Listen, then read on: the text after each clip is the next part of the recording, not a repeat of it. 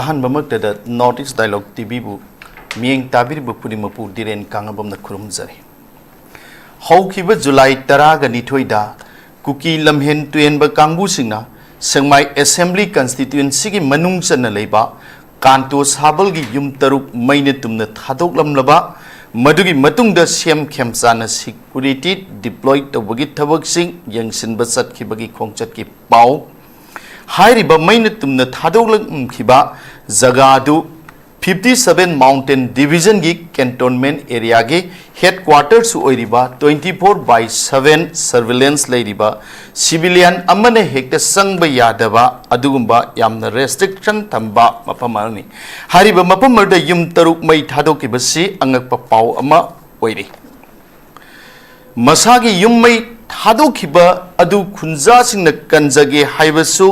security singna sangba yahandabaga loinana tear gas kapsinduna tankhaiba security singna central forces singna hariba mai sakpa dubu convener bagi thorang lokhat khiba sunnataba yenglaga yausang mai thabagi horrible lauduna leibagi mongda leikiba sakta thogdok asibu yengduna leikibagi mong adu nungaitaba phongdoktuna Thadou Inpi Manipur teamna yaningdaba phongdoktuna press release ama thadorokpasu leire masigi matang asidani ngasi khana nainana bagimta NE dialogue TV na puduna lakchariba topic Thadou Inpi calls for action on Kanto Sabal incident hariba topic asigi makhada khana nainanjane bagidamata ngasigi studio da Lengsin birig lapa panelisting saktak pagi tanzadu mutang lozage ahan beda aigi hek yet thangba mai gaida phambiriba kai khumnar matik jaraba oza Major YAMBEM ANGAMBA sing retire ani subada mayai thangbada lengsin biriba CHABUNGBAM BIRENDRA senior journalist aduga aigi matai thangbada haujujumakti lakti lamkhang de leire hana pau pibi rei kai khumnar matik jaraba NABAKISHORE retire IS ne oza ahummakbu taram oksabaga loinana kana kai kundu sari ahan bazi za khagi Birendra de hekta laksarage oza da oza ngasigi thamjari ba topic asiga mari lenana aikhoi Thadou Inpi na su press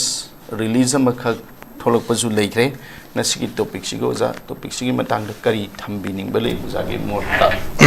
samana kitang thambi boza aigang si phamina zariba retire measure aigi yamba angamba busu ikai khuna bochari anchor busu thagachari loina na northeast dialogue ki kutang de yengbiriba miyam busu ikai khuna zabu bochari anchor na hogdok pir aiba wafam si before that sigi thodok si thoktrngegi mamang dagi chahi ahum mukse manipur gi miyam si yamna justice pamjaba peace pamjaba tranquility pamjaba peaceful coexistence pamjaba chakut pa pamba punsi si mangom da sangsin ba pamba miyoi mayam ama ki mafam dadi it is very upset and very distressed yamna nungaitaba pain daba adugumba thodok amani haibatai khananingai oriba wafam amadi spare core gi hack entrance manakta vulnerable oi haidana so government has already predicted thamgaraba mafam ama khakta thoi basidi section dabagi natragana thodok si tholage haidana tholage haibagi matagum thola kanda anchor nang sa habigi ba koigi yaksang mai tharaga yeng bagai khoba khobagi phibam de leire habado adugi phibam doni masida Thadou Inpi na Manipur tholaiba moigi statement city it is very correct and very true but it is quite unfortunate maitaina lauragasu nagana laurasu any community amana we want peace and hairagasu asigumba thodok ꯊꯦꯡꯈꯥꯡ ꯀꯌꯥꯗ ꯃꯃꯥꯡꯗ ꯊꯣꯛꯈꯤꯕꯗ ꯂꯥꯎꯗꯅ ꯑꯗꯨꯝ ꯍꯟꯖꯟ ꯍꯟꯖꯟ ꯂꯥꯎꯗꯅ ꯂꯥꯛꯑꯕ ꯋꯥꯐꯝ ꯑꯃꯈꯛꯅꯤ Thadou Inpi Manipurna laurasu never possible to bring this kind of peace ko expected schedule amakaki expected time amakaki manungda masi lotion gani haibadi thazadeba because who is to control such kind of crimes kanana masi control tongdoi no hairagadi establish authority democratic country amadadi ngasagi establish authority which I mean government union government am leire state government am leire adugumba miscreant mayamama mathong huktaba thabak mayamama tawriba kangbu sing dugi mathakta warak watemba phaba punba tawgadaba hebase moido order pigadabane akoi de appeal ne Thadou Inpi na oigera kokomina oigera any CSO na oigera nupi lup na bu oigera adagi atop different organization mayam na bu oigera akoi sigumba sing sidi pamde masi da chenaba sing adudi madudi ain gi matungina buk tawgadabani haiba masigi wafam sidi haibam thokpaneba tawgadabu stateless oiraba luchingba leitabadongna sarkar pandabadongna tauningbada tauba adagidi kare haisake makogi apamba matamda kudongsa mafamda any kinds of kare hani irang se dimension amada moina puningba mawongda pudana laibasina ta ibadi akoi kanagi sumakha ponde it is not we that to listen either the state government or the government of India mokoi na haire sutaroi state government na haire sutaroi whatever we want to achieve akoi na pamiba pandam du phangdri baudi ko ngak leraga oigera adagidi thama leraga oigera anytime anywhere peripheral area da ko ngasagi outskirt area moige adjoining oiba mapam singdu di moina buhe khudong saraga deba ko they will take the opportunity aduna aina ahanba round kisida piningba comment ko moina hari sidi am phajai ba ko Kanto Sabal da yum mai thadoki bata chenaba sing madudi ain gi matungina madu book tawgadabani chairak pigadabani maduda sarkar na yengdana tumina lai thokpam thokte khote haina hairiba mayam sidi yam phayeba tawbadabu akoi gi community degi oigera any community degi oigera kholau mayam amala agasu ko santi sidi mai dhan basidi lepang amoy maramdi lepan duri sidi state government da ain pariba sasan tawriba adugumba sarkar duna state government ga government of India ga sina tawgadabane ba akoina sum penaraktrise sida aina kainomta panja hogeba many people are talking about good governance adagi good governance then mapam khuni makta miyam ayamba ngangnai yeba ko even in the function organized by different organization ko loina ngangnai but good governance I say suppose Manipur da haira seba Imphal sohor si khaktada chakutpagi mami leire santi leire ing tapa hanjale harga good governance leire na koina proof tawgadraba whereas outskirt mayam singda se kokta lan thoga leire ba phobok sakhai adigi torbung maning lekai da very recently numidang da 11-12 midnight no make up sala iba asigumba matai chidai singda thoiba mayam singda dugi accountability di madudi sarkar na udraga sohor khakta da karigumba khara leire harakanda koina governance good governance leire haidana witness oire habitudi yaroyaba aduna aina aroiba sida first round ge aroiba sida ina piningba comment de Thadou Inpi na hariba wafam sidi yam phajai yam chummi ko maduda chenari bambipam khudimak singdo if there is law ko Manipur sida karigumba ain haibadu chatnaba tarbadi maybe in the hill maybe in the valley ko adu makoi crime tawriba singdo madudi fagadabani sarkar ama lei haibadu utlo haibasidi yam phai tawbadabu agi wakhanda aina thajabadadi thingadorise mara laiba phaba adagidi mihat ba phaba yum mai thaba phaba adugumba miscreant mayam ama phaba dudi sarkar gi khutta lei haina khali aduna sarkar na tawge haidana tawraktarba adu ragadi aigi wakanda aigi miingi wangmada santi sidi Thadou Inpi na hairagasu madu ai kaya asa uden ahan bay round jit thamjage taga serioza jana uji haibiri bedu dege khoina khangjerji phaneyamna organization phaneyamna makhau pongna hairiba thogdo sigida miyamna pamdaba any kinds of incident mai thaba khangde hat batu pangde hek lakpada phaneyamna organization kaya dagi akhoi pendabagi kholau laura agazu madu hekta irai laina akhoi state government na namadi central government na ani jina atamdana tauge yauna will power amaga loina na torak natragadi akhoi peace saisi restore tawbunga moi haibani oza adoza mathangji ai oza da lakchage oza ngambada ai lakchage oza oza hariba thogdok thoiba jaga ji 57 mountain division gi cantonment area gi headquarters oiriba jaga ne masigi thogdok thoiba jaga sida moigi mamang maktada hariba yum taruk mai thabagi thogdo si thoi haina hoi pau leire media jing damudi pau chi sing de leire ar masagi yum mai chakhra mi jing duna kanjage haibazu yadaba aduga moina kanbibra haibazu kanbidaba kangena thoiba khunja jing du moina phubi dana hajanna punjandana tawgena torok baja oja masi security dagi oja ju retire amoina masi maside de security jing dugi mong matawdu da kari oiba yage mogi security Indian security jing misam ngakane na laiba security jing ja makhoi gi mentality ji kari haina uba yage akhoi state sida masi oja janam tang masi tambi adomna hangiba question ji ai kumjage aduga ngarang maksu ai chakcharui mafam du yengba group amaga adulaina hygienic basi ahmada hobda masi akhoi gi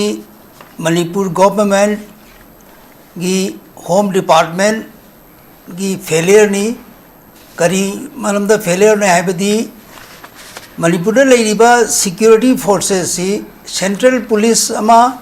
state security police ama mogoi singji order ji DG police na piri bra home minister na piri bra chief minister na piri bra who else is giving this order chain of command do clear amo idre mafam sidra security kanana yenga doino kanana yengoi doino adha ngarang mafam da inu ujabada CRPF ki group ama school lamada leiraga khundu da guard ne leire adagi Punjab regiment ne army ki kitang chakalaga army ki cantonment ki main entry gate to ki side room da leire adubu already kanam se pi de ba Punjab regiment chu react tawde adagi CRPF chu react tawde aduga wachi chathatringi da aina prajada puthoni midi akoi gi home minister mingdi panjaroi makok chu haijage chief minister haijage ani sigi kari duty no kari gi damakta police ta clear order pi dri beno nangna sigi mafam sida security duty dawgani tawbada mi si lagadi mi si phaba nearest police station ne piba central police ki mi singdu kana DG police manipur gi dagi order lobra directly moi gi DG police tagi lobra natraga kana dagi lobno adu ama clear hoidre aduga yamna munna hangubada army gi 57 mountain division gi moi gi sukhara asoi bilai ada moi gi hingon gi through da gi di lagte aduga moi gi hingon dagi thoga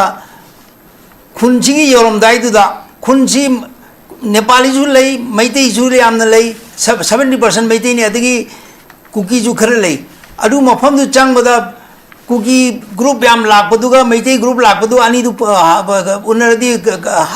yam mi yam sirani ena thingbani ai adu maksu oiram dabai ai adubu overreaction ama moina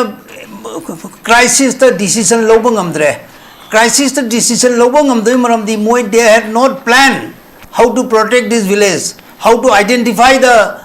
problems aduna problem see identified togadu mi di home minister manipur ni and home minister manipur dai ko kam question am tang jage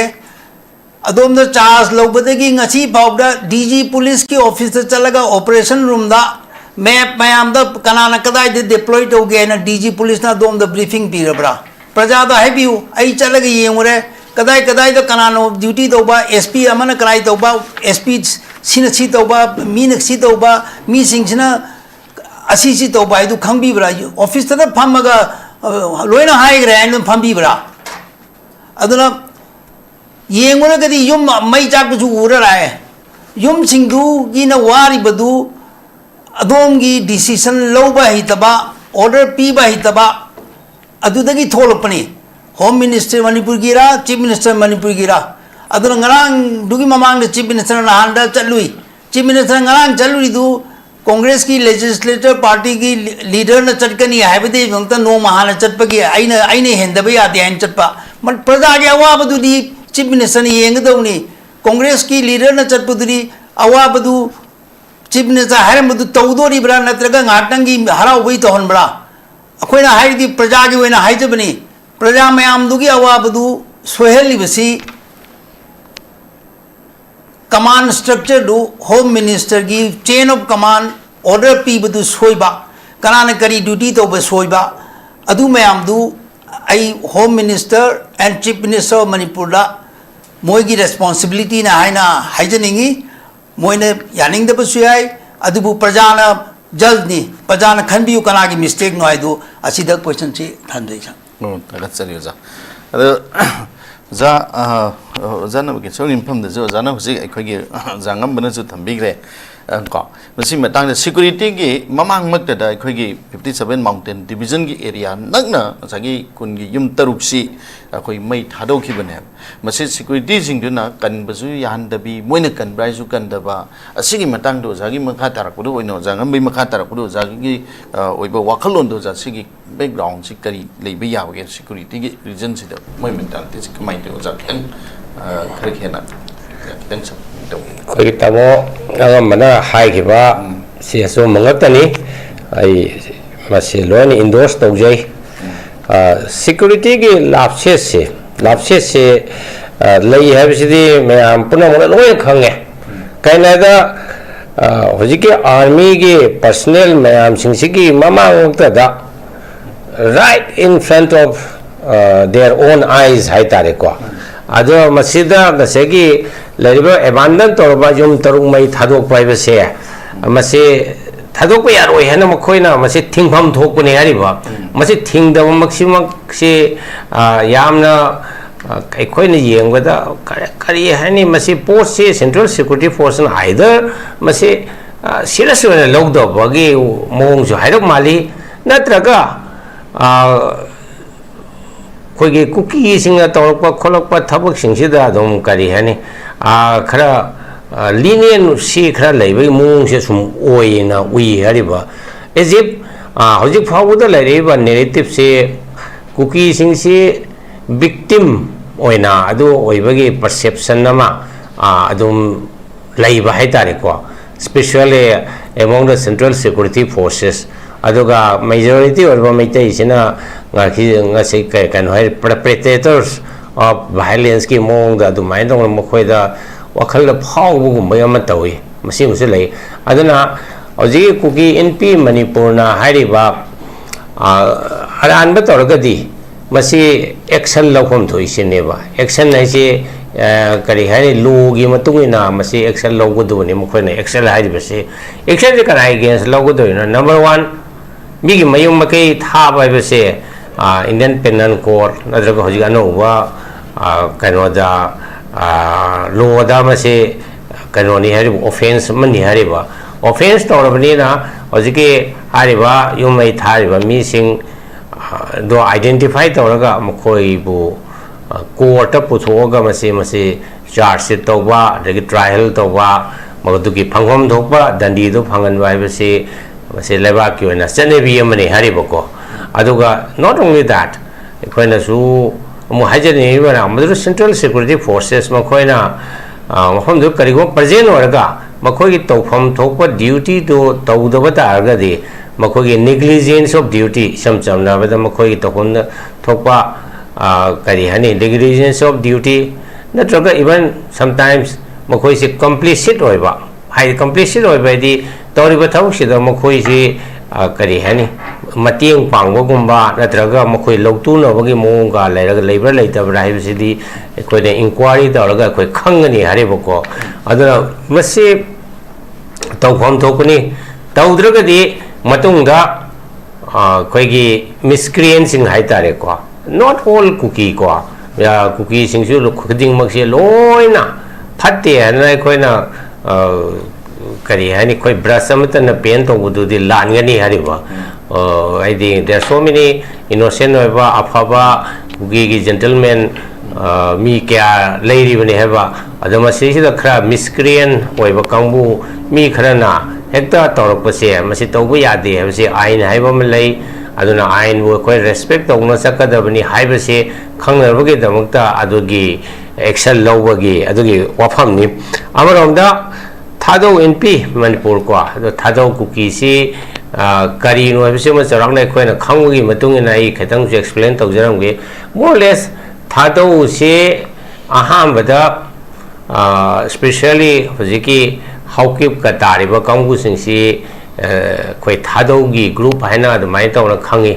ai koi na se hojiki schedule tribe ki certificate ka pi matam se da cookie oina koi nong ta pirakte suppose koi SDO oina Sandil 1986 87 da ko Jeremy Chanpur da 86 to Jeremy 85 to ora ko mati am Jeremy madu da koi na schedule tribe ki certificate pi se haukip live sing se koi na Thadou tribe laina admai tawna lei aduna especially manipur dagi lairaba yang kuina lairakpa haidi ma khoina chingkhong chingya da ya ma leiba maitai na di masi sam sam na khongjai na da mai tong ko gi ko khongjai no moi si distinct wa group of nim aduga cookie gi nomenclature ka live si ikoi idri hariba british gi matam da wi di cookie nomenclature se ma khoina uslai especially kari hani bengali gi wahi de gi karab oidna da mai tongna water waiba khopa du de gi lakpni kai ju hanai but I don't know how far that is correct aduna cookie gi kanu se kanu gi khoi gi cookie le na ma separate home le na ma sagat pa yana wi damukta distinct oiba ngasai gi group ama nationalism dugi cookie nationalism sagat na wi damukta cookie se koina sumai do kari hani khara hogdor e hai tare adamasida maru oina kari hani masing yamna honare si brahma dagi lakpa khoigi anowa chin gi group sing sini chin group se hojiki aikoina manipur da cookie haiba aduga brahma dana chin haiba adugi group sini ado thangai sengwi hojik si cookie haiba group sida makoina lana wifi gangte adagi simte hybrid singba group khar leiri masisu makoina kano to punsin gare thangai sengba ge di ekoina Churachandpur da ka posting ga leiba matam da di haribo group sing che tungan ba se gangte ga is quite different white wifi is quite different from the housekeeps ko mai tong leram mani aduna mase pan cookie ge group se sagana ba ma torokpa masida saga laga cookie homeland sa kano to we ana ba masing yam ma changi kariguma any kind of demand na lang matam se da we need numbers ko adugi number do yamna ba na mayam se pusil la pure hariba aduga hojik Thadou Inpi group ke kambu se makoi ari ba koi hauke kambu ni adama koi na masi ai gi identity gi masi identity the base to wa adugumba kari hani group amane asu haiba yai Thadou gi se aduna khoi gi Thadou haiba group se cookie haina kobi ganu akhoi mase Thadou gi identity je sum leijage ada cookie haibsina ano bolaiba kholiba mayam khodimak si itei taisin na basi khoi pamde hana tawgodani asigi masigi resistance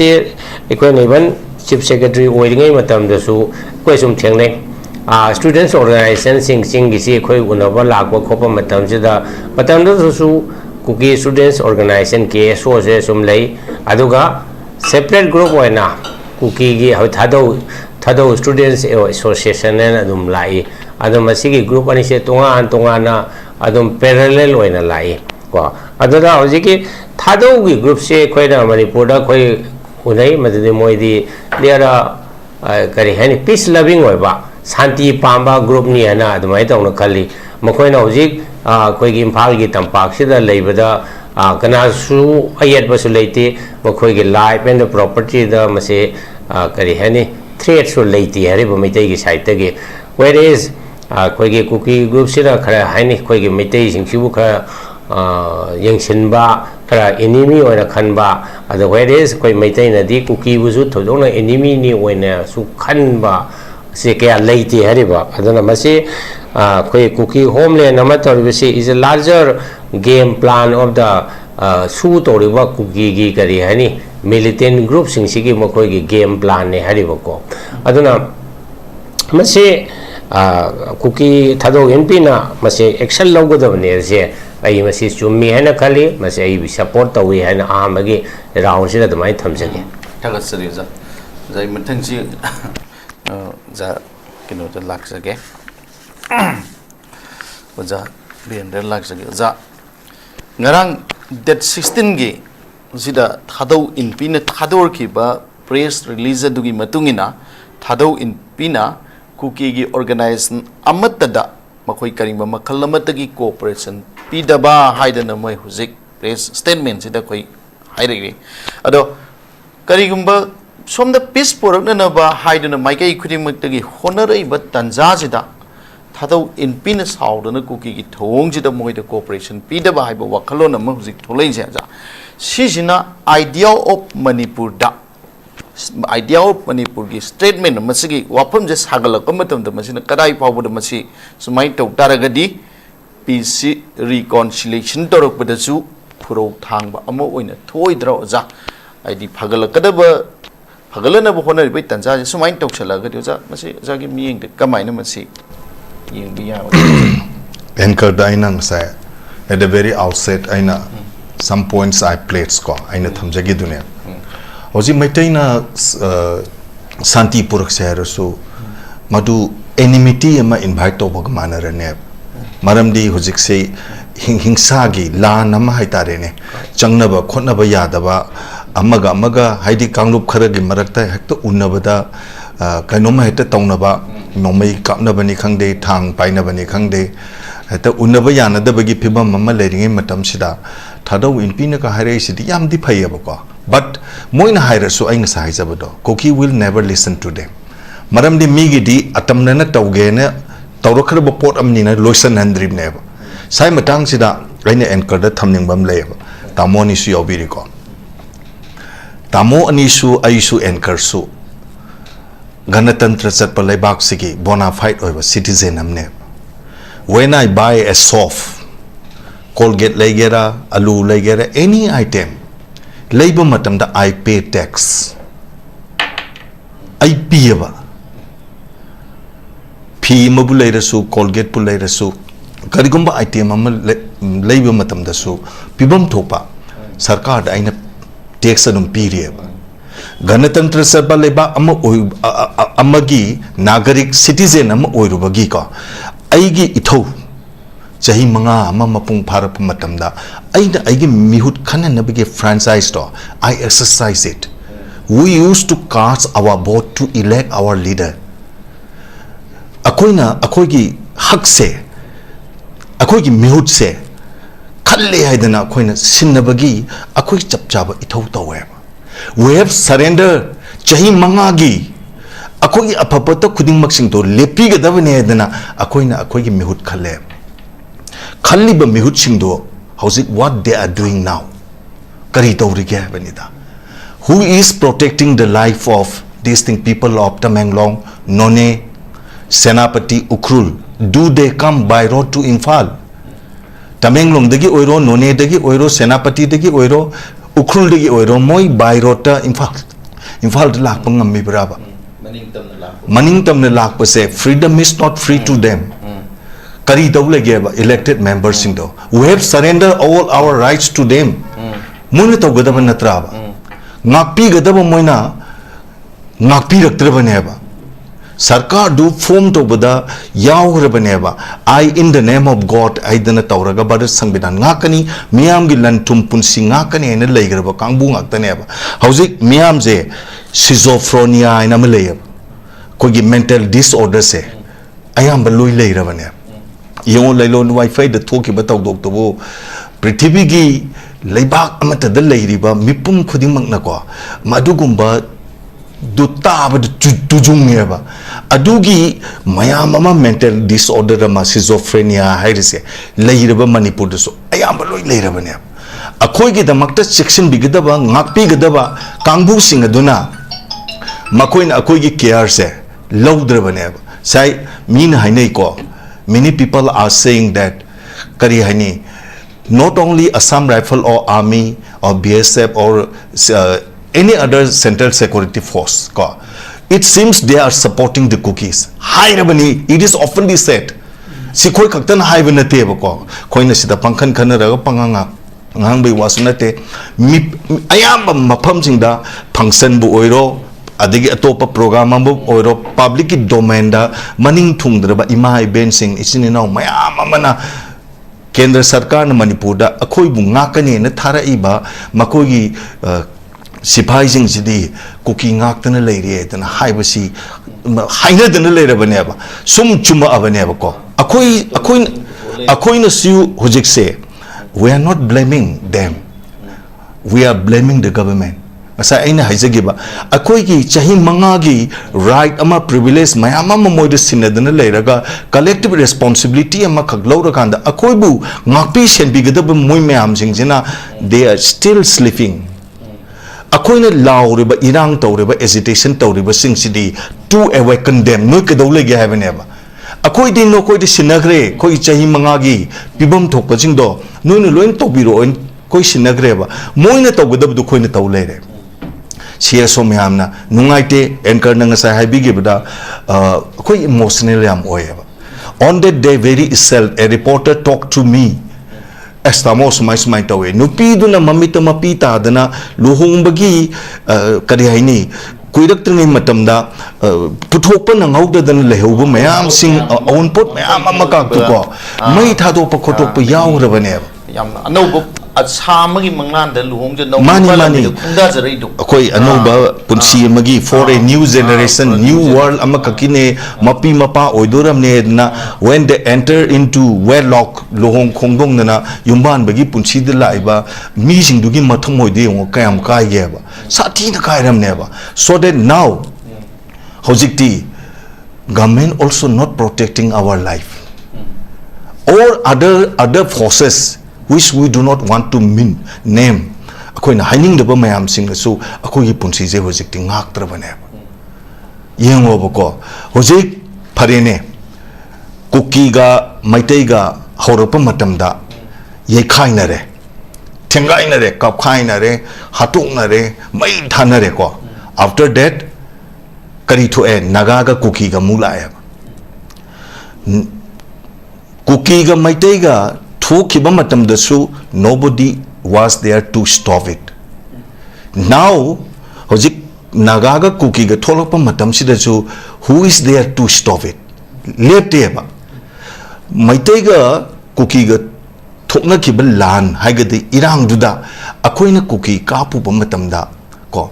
Yam Chow be Irang, Lay Busue later Busue, Nagaga cookie ga Tonaba Matam the Su, same thing lay Bieba, but Kona Sumo Udaba So Kankandaba Potam Layaba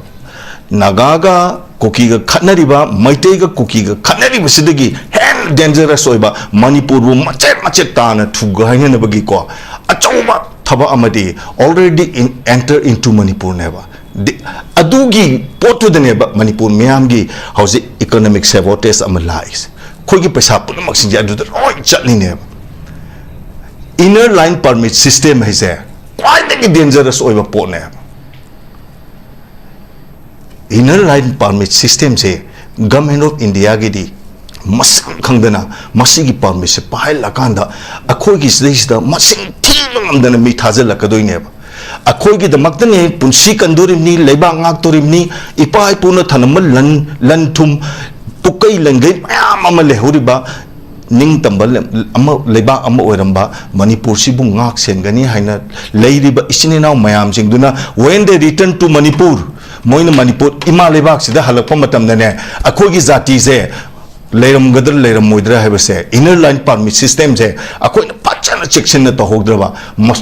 ख्वाइदगी Kuki का मैते का तौनगी बा नागा का cookie का तौनरी बा सदगी एना dangerous ओइबा point से inner line permit system जिन ओइदुरी ने बा सी येंगोबा होजिक सी नागालैंड हे लांथोबा लाहौरीजान लेने लेने बा लाहौरीजान दगी खटकटी लाकने खटकटी दगी अमु बोकाजान लाकने बा सिगी लंपी मपान मपान द सारिबा अयाम्बा बिल्डिंग दे तौरिबा बिजनेस सिंग से that is the money of Manipur ne Nagam mapam di yengoba khoyathung di yengoba singje mai somewhere area khar di yengse ba atopa mapam sing de su yengse ba akoi gi non local people sing se India masadi ba Manipur gi wang ma de gi lak pa mayam sing sina akoi gi population se de gi kam henkala ka de ge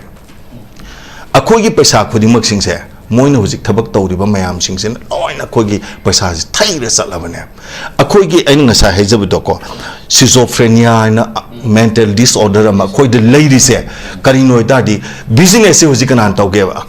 akhoigi thangal bazar da phamamba pauna bazar da phamamba ayam loi dukan thadok na re business hingbangam dre ba ko by many factors hujikti akoi na haina akoi se adok ki matik Wahab the Coke the खुद हापम नेब अखोगी the मक्तने न सोंथोरेबा मयाम जिंगदुन ने अखोगी अवाब से उरकांद अरे लेते येंगाकांद को बिसार पति ओइगदबने खोगी द मक्त लेपगदबने अदुना यामन हाइनिंगबदी मखोइना थादौ इनपी मणिपुरना हाइरेइबा को हुजिक पुथोरेबा पोटसिदी यामना दिफायेबा खतनदिङैदा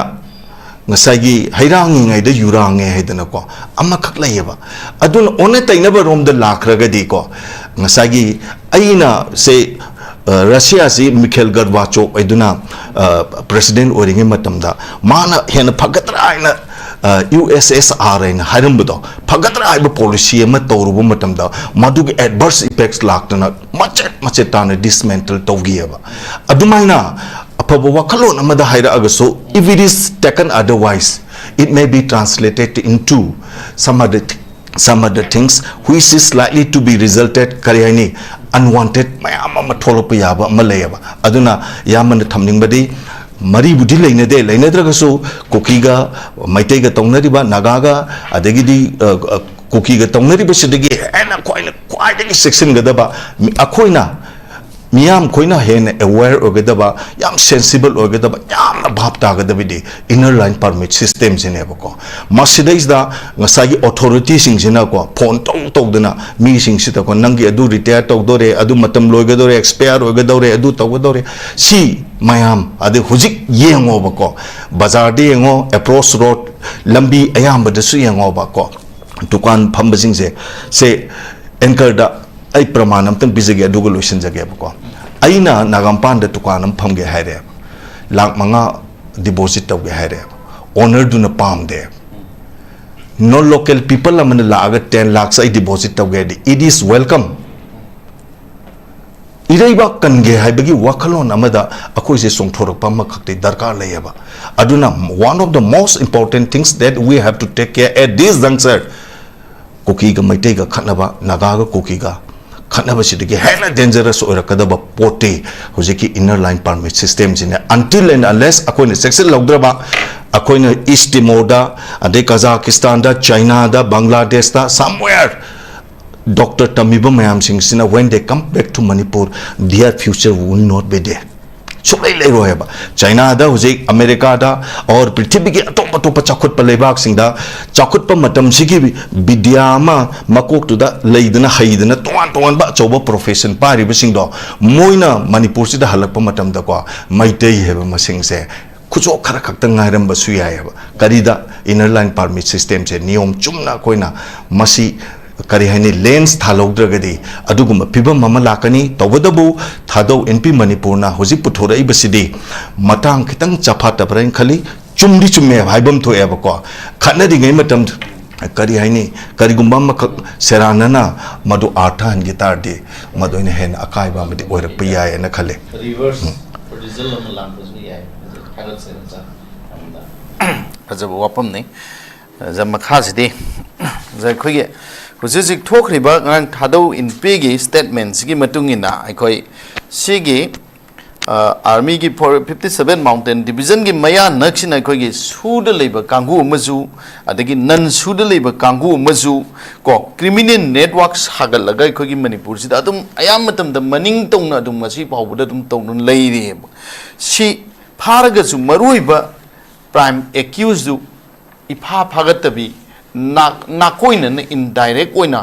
फाबगी सिंगनबा मसु लेरब्रा हाइबसी मयाम प्रजा सिंगना इखोगी इरमदम सिदा खोई ngangnari aduno oza masidi oza keno da lakchage oza ngambada lakchage oza sidaida ngarang hanju moi mi ahum di phagre hairi ba mai thabagi thodok se ado mi ahum ji phagra ga di ahum khakna thabadi oir moi maroi ba prime accused lerum ga ne ba hoji phawbada police ki custody da na army custody le ba mi magi machin da gi interrogation tawra ka da kari gi dam da prime accused puthok pa ngamdrino si matang do za kitang thambi wo aina manipur ki praja mayam da khangan janingi hajik manipur da lairi basi akhoi manipur sarkar aibadi home minister chief minister da manipur ki problem solve tonabagi security policy si karino do you have a security plan how to solve the present problem aduga manipur da laiba IPS officer mayam si law and order ki law book ti pai tactically moisi phajana haibra aduga are they trained to fight this nongmi pai mi sing ji phuna bagi command no phuna gadoino command no lan sona gadoino are they organized or do you have a plan aduga IPS mayam si moicha afaba to mi ne reward to biro haita mi na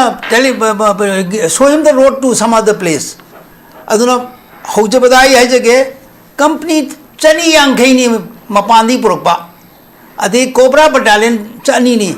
cobra battalion am the mi lisingam ni company amada mi cham tara cham yang khaiwa lorasi adri mi kyam leire asi command to na season na ba haibadu hajikti akoi full fledged state ni law and order state subject ni state ki home minister na under the permission of the chief minister and cabinet ki matungina makoi buda order pibiro centralized command chi sina sida tauba sina order cp ba chi thokpada si tauba na si tauba na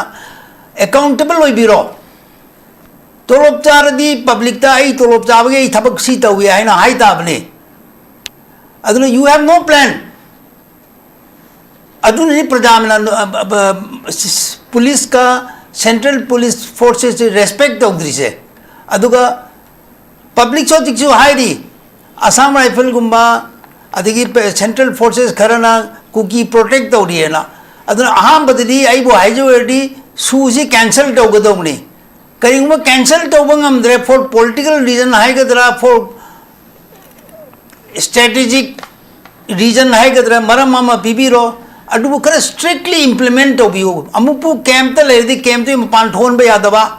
adi camp tik mapan thon ba yadradi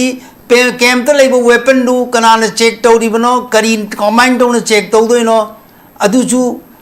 public ta khara open noi biro koi phajana strict tawri check tawri adu radi intelligence organization leiri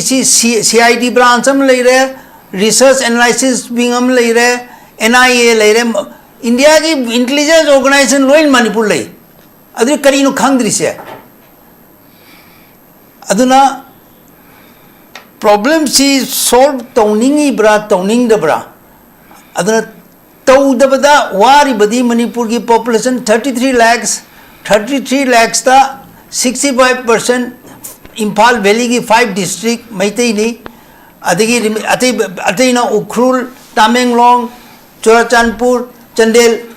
asima from the distribute to biro innocent people like from all communities adunu English picture am like good bad and ugly haji akoina identify to je bad to identify to seba bad to faraga lesson am tambiraga di akoi problem solve to ne ba problem solve to ne gi khanga do ba mi cabinet ni aina mi manga gi cabinet le re deputy chief minister amna kangpok bi dei function dawi delhi dei function dawi IAS officer na imphal gi delhi ta na flight angana chali tolo pi bangam da sarkar jina deputy CM amana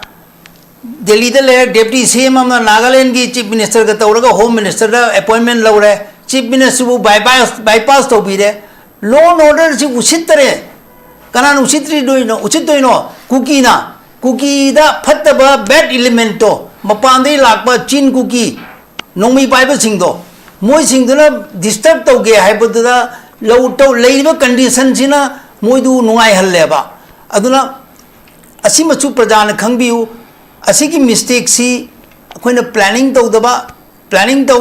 di kanano tawdo mi di kanano sarkar mi manga phami bse asina tawdabadegi soibani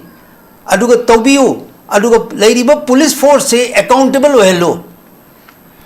state ki DG police ta full power pbu Mr Mukesh Ladakte lakpani yam effective oiba honest IPS officer ni I move na hide is ni honest IPS officer. He can deliver the goods, but give him powers. I know TV the hide is deliberately hide in Tabak Karataudana, accountable Oheladi, Ika is Natabak Torani. Asisu, Egi suggestion is Aduga last point in Ama Heisening Badi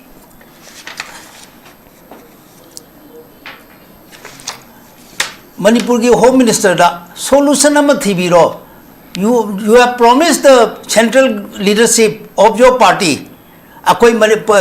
will find peace in the Manipur hai na. Sarkar form to badegi ajikti election lag do re. Ajiko form do bangam daba program to bangam daba maite yam ware. Aduna accountable oi biu public te khara open oi biu. Come out with your plan. We will do this for the public. Public ai maite dinate whole Manipur ki tawni hai biu. Aji paudi haidri aduna haibi waijari sini so tagatse jayam ngaije khono ji bayam na public na pami si akogi accusing si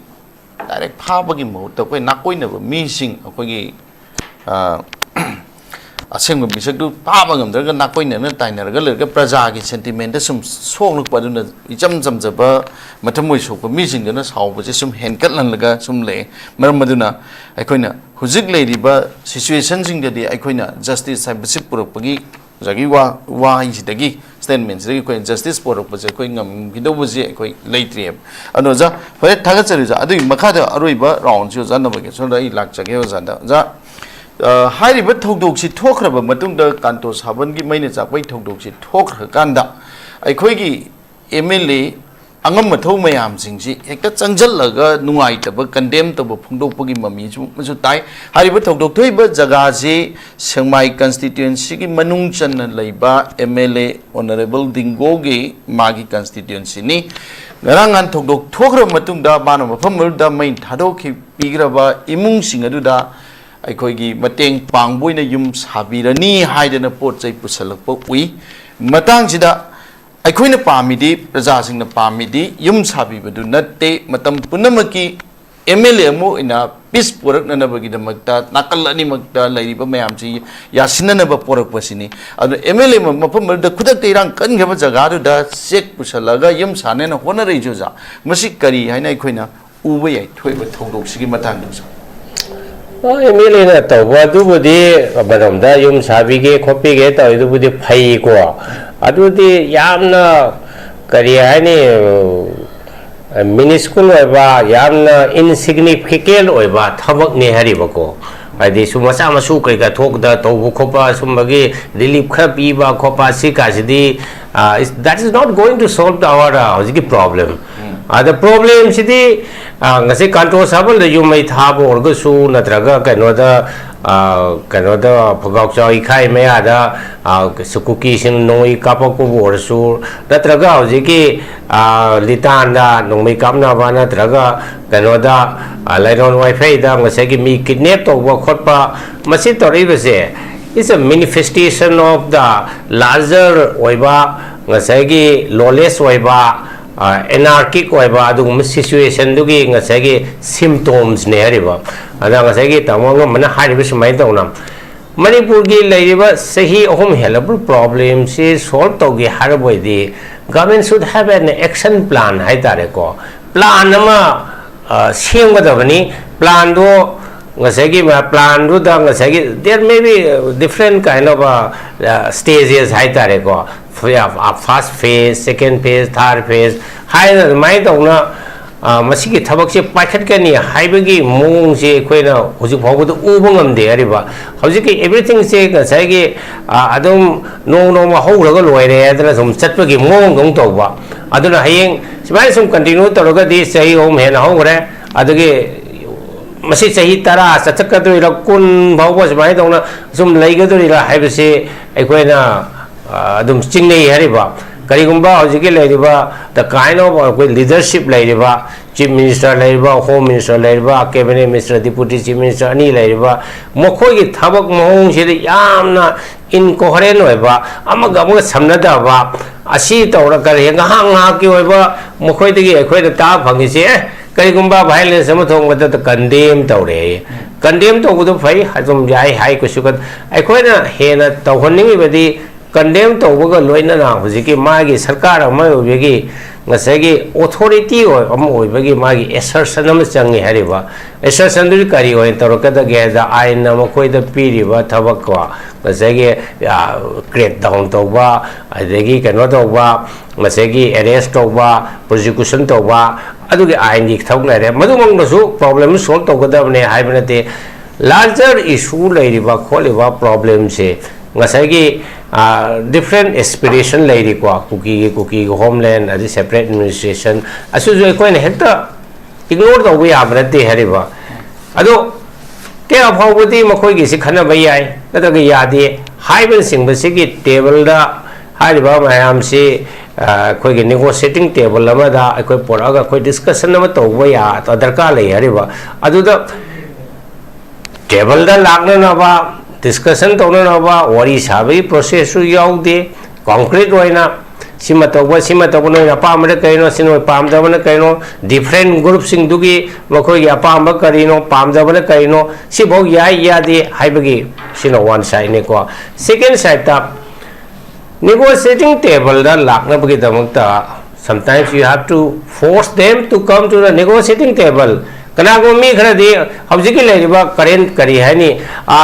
sanga bhai adaba kari hani free movement se leitaba adagi nusina da leibase base pame hariba especially akwana sum ubada cookie gi leriba militant groups sing hidadi makoi di akoi separate administration se justify to we anabagi damakta akoi changna bhai adre we are living separately together for last so many years se to no ba sagi peace ka si palm de hariba makoi gi kari hani demand se sum justify to na ba aduna masi ultimately kanada boil down to geda tamona angamana hai simai dona it is a question of accountability it is a question of taking moral responsibility tamona hai se loina ai hariba masagi sarkar wala hagadi sarkar du tawkhom thokum mathau du tawbiyo haribani either chief minister na tawge habra home minister na tawge habra natra council of minister mokoi manga leibaduna decide to hariba ada moi manga sida zum there will be definitely kare hani vested interest natraga makogi tongan me approach laini makoi the hindrance hoigadu is hojiki deputy chief minister ba nemcha ki bian lere nemcha ki bian se mi khudung ma khangi id cookie gi militant sura group sida kari hani sign toriba militant group amagi chairman oiba adugi mai no pi ne khale aida hamayam hangada question di nemcha ki bian is a part of the state government of Manipur ma independently thabak local pa ngamgadra karigumba ai mana local ka driba thabak to na magi husband dugi interest the heart to godo borgadi she will be very reluctant towning oi hariba aduna sugumba mayam break kawgodo mayam adi center dagi amu center na su townari haibagi terms and agreement of agreement kar laidi ko masai da amaga kari haini ham tongna da ba koran da ba asigumbagi condition mayam laibisina kenda kari haini state ke level security force along with the central security force ingina yamna independent oina thabak tawba ngamgadra ngamoidra ngamhandabagi situation am se leireba aduna sin overall sigi adagi athing mayam se leiba adagi leiba cabinet minister chief minister home minister singchina ngasagi matam len bagi thabakta sum thabak tawwa a concrete oi ba action tawdabni na aikhoi gi kanu si situation si phagalakpagi phiwam kasu leiroi adagi khoi gi na kanona birendra haiba economy si ki matang da choi su khatam man haibi supplement ro economy si yam phatre man haibi se supplement tawjeri ko anga ko phangna phatre dukan mayam se pot se tadna dukan close tawre ma haida mayang ki dukan sing jo tho ma chakre khokre maitai gi phami ba dukan sing su aikhoi anga ko phangna pot se sitre adana dukan la ya ma close tawre dukan da pot sit bagi maram je kai noida aikhoi sida leiba mi sing ki purchasing capacity se yam hanthare ba pot leiba ngamagi makhoi gi phurkhau da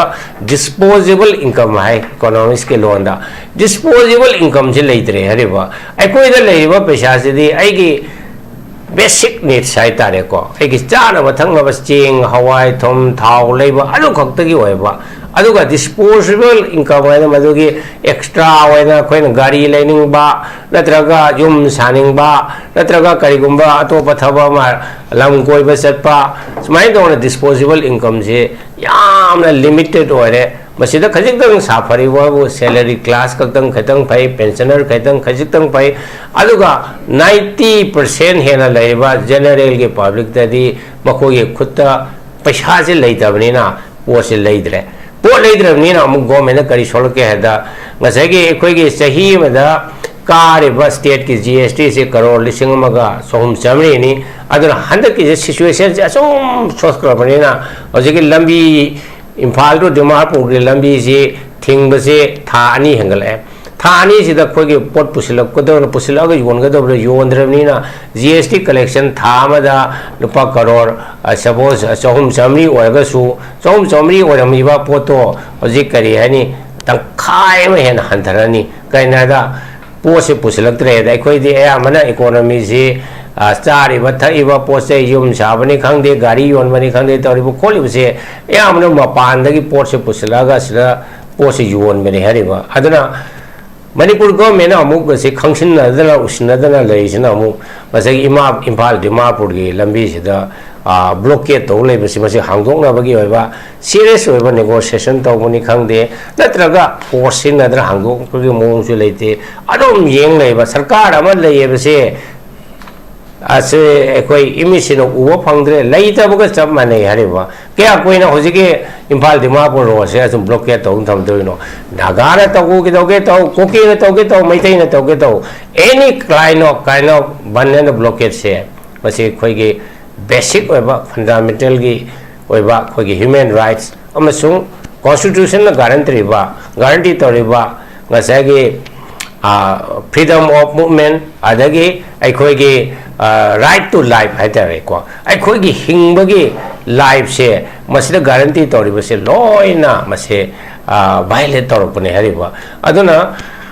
aikhoi gi sarkar je abaram da constitution ga je kari no je khangda bu su tawi ada khangdara mina sai ge kai no ma ko na su kana tawde aduna amadong yengi hiram khodi wakta government se adum pura failure hoiba manipur gi history da hojik lairiba situation je khwai dagi laibak thiba khwai dagi waina lekha ta ba adugumba matam amani adra hojik shu matam leri aikhoi na hojik honorable chief minister dai khoi appeal tawningi pasai nang nupa tho responsibility is lobiyo pasai ki accountability is you are accountable to the people of Manipur. Accountability of the government is to the people of Manipur. Kari accountable magi tokom thokpa mathau to protect the lives and the properties of the people, to ensure human rights. Hai tare ko. So right mayam sing se violate or matam se da mana sum yengdra leibe yaroi aduna icham chamba jamna kai sukara da ba adum routine noiba adugi adagi function amade yaure hai adu chief guest ore hai asom de kwai de maru ore ba kwai pressing ore ba masagi crisis solution ba thaba kai da wari sagera force nagera masigi tawgi masigi asai road map se leita ba sina aikoi se yamna laibak thiba yam nuai taba hajen ko zum haijari ni Manipur government Manipur chief minister please wake up makeup थोपीरो थबक तौगदबा नंगे नथौदो तौबीरो हाइबसे अखोइना नवंदा हन्ना हन्ना कोई खुरमजबो ना हाइजरी हाइना दुमाइ तौना आई थमजगे थागतसरी जाबो जारोइ बसिति जा बिरेंद्र दाइ टेंटन थमजगे जा सरकार न होजजिक लेरिबा पीस पोरकनी हाइदना अखोइना अखोइ म्याम दा हंजन हंजन प्रजा दा हाइरिजे मसी लोसिलकपोइना जा सरकार न अखोइदा थाजब पीरिबा पीसी कदाइ फाउद पुरक पंगम गदगे याम टेंटक ना तंग थमिसिबो धीरेन मियोबा खोइदा मले we are never possible to escape from sorrows and suffering miyoba oina polopa mipum kudimakse setna khaina bagi awaba haibasitagi di akoi lanthokdana kanthokdana nong thasat pe yaro my mother father or close to me ai hek mung manungi mi shi ba haibasi agi punsista dum aina kalaga sat pe yaro da bo ne sometimes we are proud of having nothing to be proud of ko tobam tokpa stipulated magi schedule time amakakta election si ta dana leirine leiri ba sarkar se popular government na mayam na haine maitai ron da miyam gi oiba sarkar haibane miyam gi oiba sarkar si leiri ba haiba se irrespective of level ko adu natana samaj de hingminari ba mipum khudim angna cha thapam do wari sanarabane ba miyam gi oiba sarkar is sira or la iba sarkar se pangthok durba mikhal dubaw gi thamda yada dana thammi ba sarkar ra haidana mayam na hangnarabane ba diren daina tentak na I matam just yam chang na lojoroi ko manipur da manipur masa delhi da tamba bangalore da Kolkata da or any other places higher study tawdana with high ambition de leiri ba kangbo singse hala kanda ko tamosu matam mamada tamona ka Indian Administrative Service ta ka fauruk ba matam je akoi aduki mati harauzari ne ba tamoi sakhang de matam da adu hojik tamoi thengna jadana army gi aduk yamna glamorous oigarba yam charming oigarba promising oigarba service ta lebiram dana leba ke damakta dedicate to biram bakaksi akoi really admire thagachari ne bako asama mama tawduna tumda dana chada dana sagarba delhi gi marak tu daka larik la shupa dana Union Public Service Commission Dholpur house naka pangthok pu parikha da interview da makhal makhal gi interview thengkhang sing du da mai palaktana Indian Police Service, Indian Administrative Service, Indian Foreign Service ka pangaktana thabak ka tawra lak pa mayam sing se handak manipur lai ba sarkar city gi demoralize kara tawbudong tawe kari gi mi gi niti niyom mamaka ki makha da lai ba ko manipur tripura kader haira se ba state government gi recommendation amati soidan sangdoi ne UPSC na recommend tawre hari ba hong ba chaw ba se impanel list 1 or 2 3 da short list tawre hai dana mi gi de amal laktoi ni manipur sarkar na su recommend tawra ba adu gi xyz tu na he or she must be DGP natraga na chief secretary oidoi ne ba hojik su khoi gi chief secretary se it is set by August he is retiring mai matam se August loy and tie ba ko hojik manipur university gi BC Vice Chancellor Khanna bagi interview had already been conducted tawre haidoktre ba ko sports university manipur da leiba maitai nu oigadabani haibanate ko manipur tripura kader da lakpa IPS to na DGP ojaragadi faidna IS ta manipur tripura kader da lakpa nupa du na chief secretary already harau jadro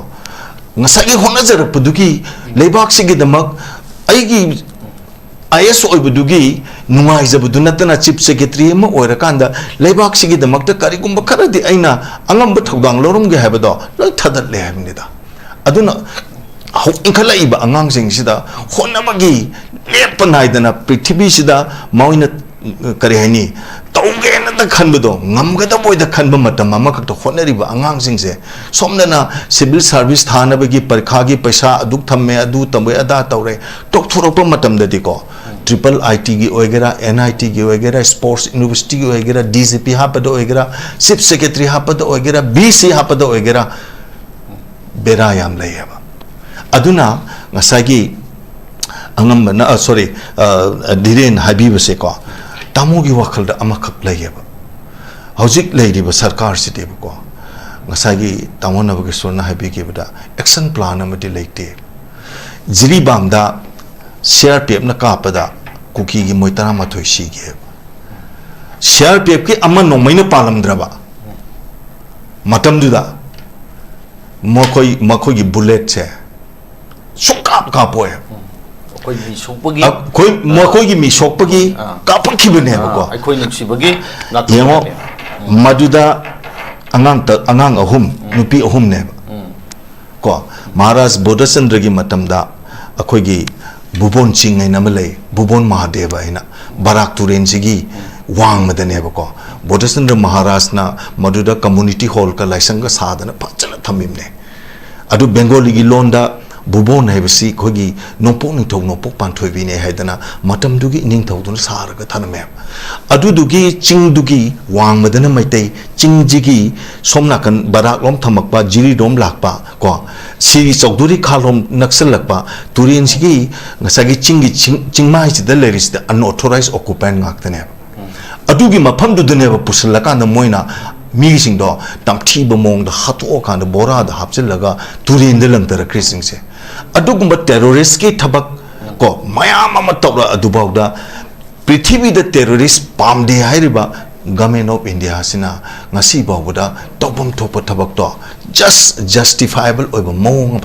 tawrupana teba so that tamona conclusion de langning badi ko government of Manipur se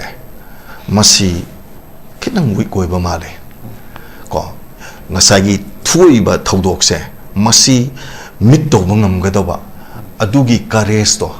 sarkar si da pi da badona tawbra laitabadona mayam na ui masi koina haibanate koina sarkar da kaimta waruba kholoba ama malate what we are discussing is representing praja miham gi wakhalon mayam sing phawbu sing to akoina tas tawra kanda ui akoina phongdok sabe wane ba ko aduna amona isam samba wakhalon amada aina thamjaning badi loidi loire Manipur se tamo angambana so haire tamo na bage sorna so haire ko bazar da phamme ba peru yonbi tharo yonbi adagi se arap khungang Bishnupur gi tongan ba mafam sing dagi khongdrum marin pudana nongalam dai pung ani dagi hogalaga ahum de hogalaga khwarman kai thenji da laktana pot yonjari ba sing sidai bok da ko pau yam tayaba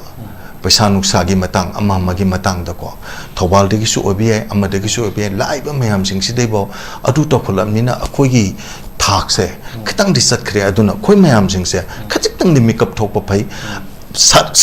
santi hai ba I believe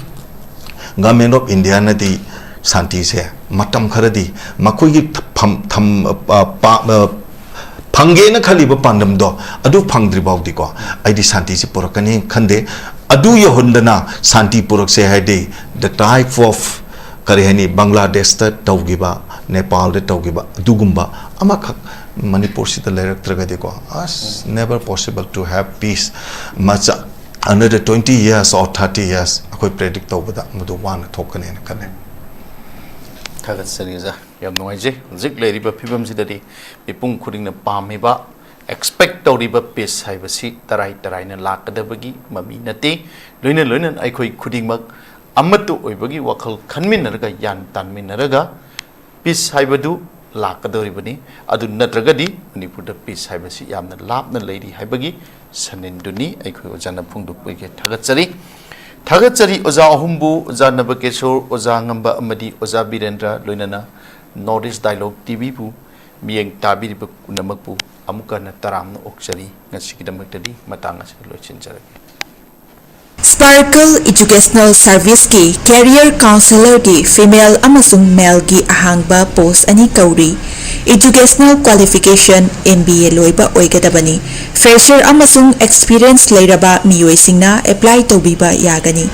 Hena akupa marul kidamak 7005063196 natragana 9366230077 da contact tawiro natragana aikogi office Sparkle Educational Service, 2nd floor, Northeast Window TV Building, Hata, New Chikon Road, Imphal East, Manipurda lengsinbirau.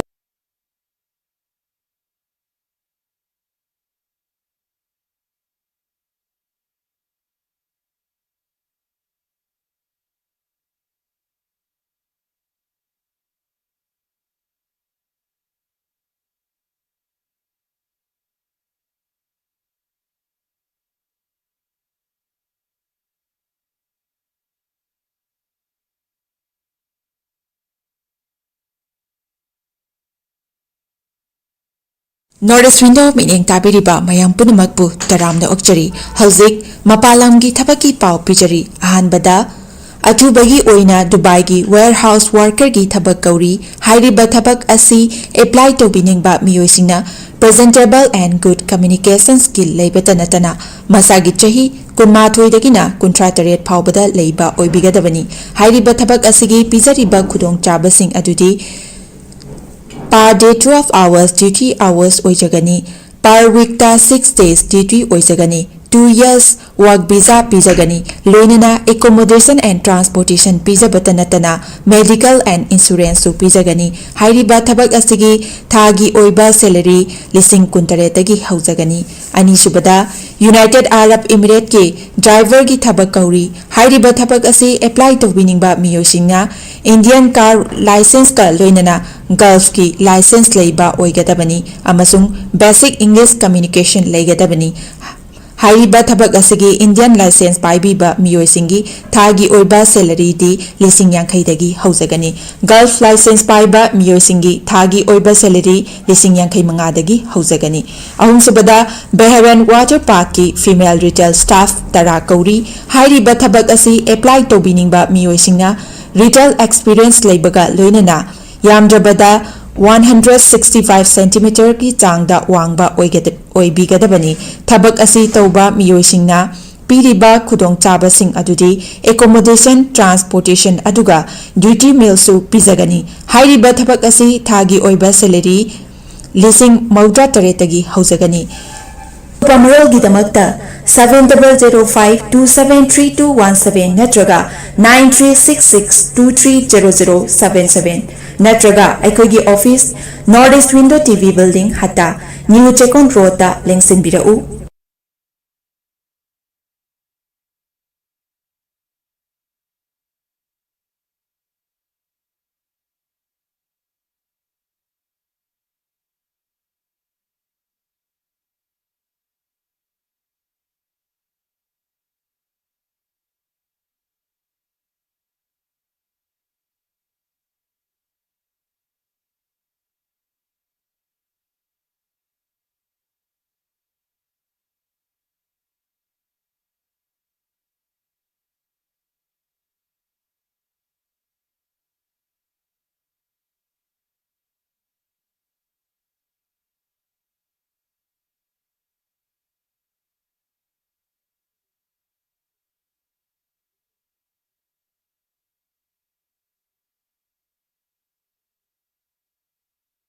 Sparkle Educational Service ki Career Counselor ki Female amasung Male ki ahangba post ani kauri